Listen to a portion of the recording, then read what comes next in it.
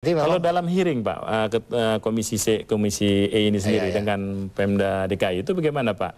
Suasananya atau misalnya mengangkat satu permasalahan mengenai masalah ketertiban dan kesejahteraan rakyat ini bagaimana?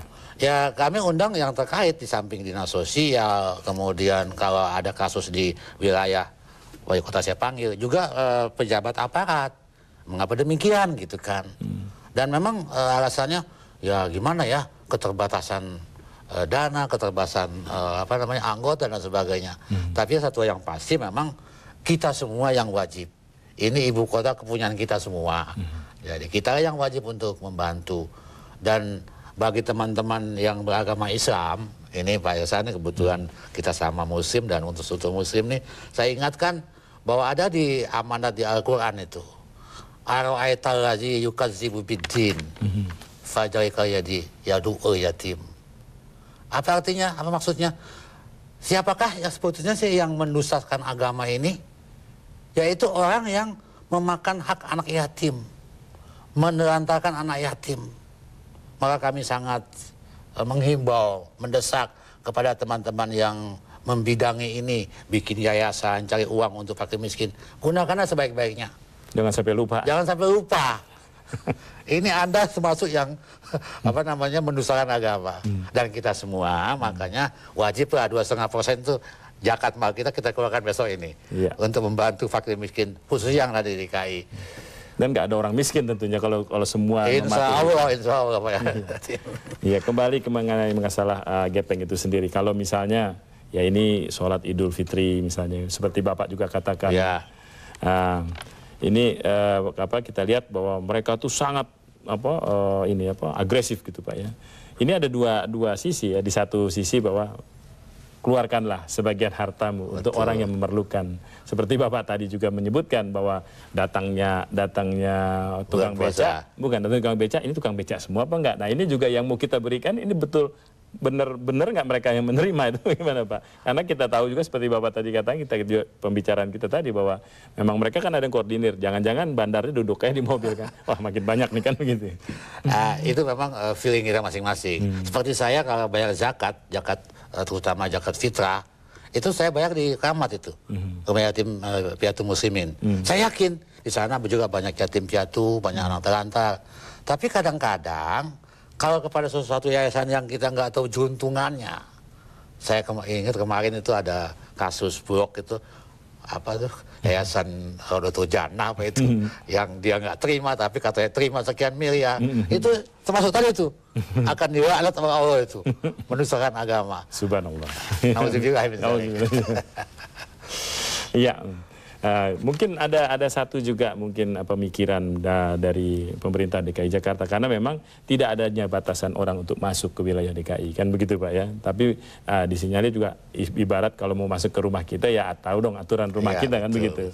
Mungkin ada satu cara lain gitu yang bisa diberikan masukan untuk Pemda DKI pada saat mereka juga masuk atau tertangkap atau mereka yang akan menjadi penduduk DKI musiman kah atau apa, memberikan satu ini istilah checklistnya Anda harus memenuhi peraturan demikian gitu. Ini gini ya, seperti yang tadi Anda bilang itu, sudah beberapa kali ini dinas sosial Pemda DKI saya tahu, saya ikut ngecek, itu menangkap gelandangan, WTS dan sebagainya, ditampung, sudah diseleksi. Oh ini dari Jombang, ini dari Tegal, kita antar rame-rame ke sana, diantar. Disarankan pada Pemda setempat, tolonglah ini diatur supaya jangan Jakarta lagi. Mengapa? Itu kan bebas, betul bebas. Tapi kan Jakarta ini kan kota tantangan. Mungkin saya ingat itu kan. Ada lagu Menado tuh. Siapa suruh datang Jakarta? Siapa suruh datang Jakarta? Itu maksudnya apa? Ke Jakarta ini harus siap mental, siap pengetahuan, dan berani berjuang untuk hidup. Ini kan kadang-kadang teman-teman kita sebangsa setanah air, dah ke Jakarta, sana ada opung, datang ke sini bawa duit 100.000, habis, datang ke opung kasih modal, cari tempat kosong, jual bensin, seminggu, 2 minggu, 3 bulan, setahun, sudah dimiliki, minta digusur, minta dibayar. ini memang masalah kita, masalah kita. Dan ini juga memang sudah menjadi kebiasaan Pak ya, bahwa saat orang mudik sepi Jakarta ya Pak ya. Tapi ketika mereka balik ya kan? Mereka istilahnya seperti ini, multi level gitu. Satu bawa dua, dua bawa dua, dua bawa dua, akhirnya jadi banyak. Ini sebetulnya apakah ada juga mengantisipasi demikian? Karena kembali lagi, Jakarta adalah memang ibu kota kita semua gitu. Ini bagaimana Pak? Sebetulnya ini saya sebetulnya sudah agak bosan nih ngomong soal gini. Ini setiap tahun begitu sih kan.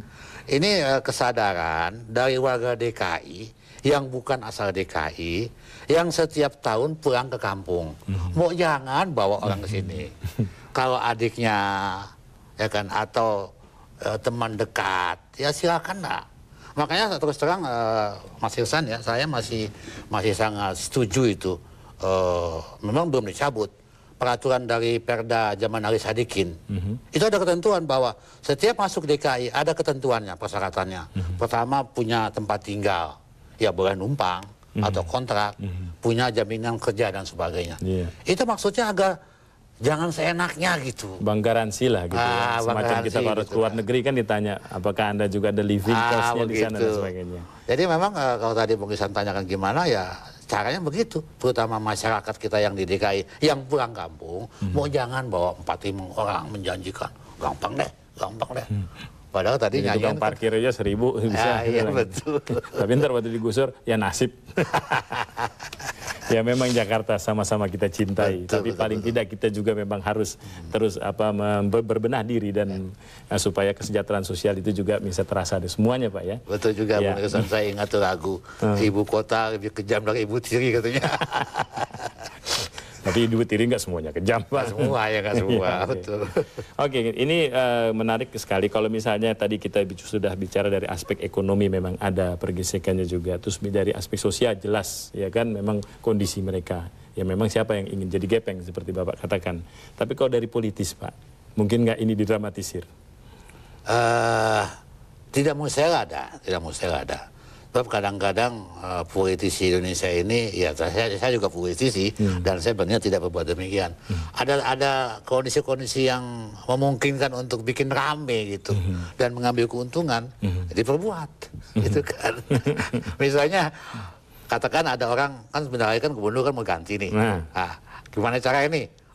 Dikatakan gubernurnya nggak bisa kacau lah, dewan termasuk kursi dengan gubernur katanya. Tadi dikatakan oleh siapa itu? Pak Andi, siapa itu? Iya, Pak Sanusi. Pak Andi. Tapi nggak apa-apa lah, itu memang resiko. Aspirasi. Dan orang boleh berbicara. Dan sebagai kontrol juga Pak. Betul, ya kan? betul. Bahwa kalau kita sudah mengatakan diri kita benar, jadi paranoid nanti. Ya kan? Tapi sedikit banyak, ya dengan demikian kita akan menjadi cambuk gitu kan. Atau ingatan. Jangan begitu kau, gitu kan. Baiklah Pak, ini tampaknya juga memang masalah gepeng ini memang tidak akan habis-habisnya dan mungkin tahun depan juga akan menjadi problem yang sama. Tapi paling tidak DPRD tentunya bekerja sama dengan pemerintah daerah DKI juga sudah mengantisipasinya. Iya. Mungkin ada sedikit juga mungkin Bapak memberikan satu himbauan bagi para gepeng itu sendiri dalam arti kata koordinator gepeng nih. Kalau gepengnya nggak nonton TV kan semacam apa gitu. Mungkin tanggung jawab moral gitu untuk ya kepada kawan-kawan saya juga, warga negara saya juga, ya, teman-teman yang berusaha di bidang kegepengan. Mau saya lah usaha yang bagus gitu, lebih bagus. Kita mesti ingat tadi yang tadi saya sebutkan, ara'aital ladzi yukadzibu biddin fajarikal ladzi yad'u yatim. Anda mengusahakan uang untuk yatim piatu dan sebagainya padahal masuk kantong Anda. Waduh, neraka itu. Kita apalagi sekali lagi apalagi lupa gitu kan. Baik, alih profesi. Oke. Baik, terima kasih Pak, dan demikian para penonton di rumah, mungkin bincang-bincang kita ini juga ada manfaatnya tentunya untuk Anda, dan kita ketahui bahwa gepeng ini memang bukan masalah dari anggota dewan atau masalah pemerintah daerah, tapi adalah masalah kita semua, dan untuk itu tindak lanjut daripada gepeng itu sendiri adalah kita sendiri juga yang harus mengatasinya. Demikianlah saudara, dan terima kasih atas perhatian Anda. Selamat malam.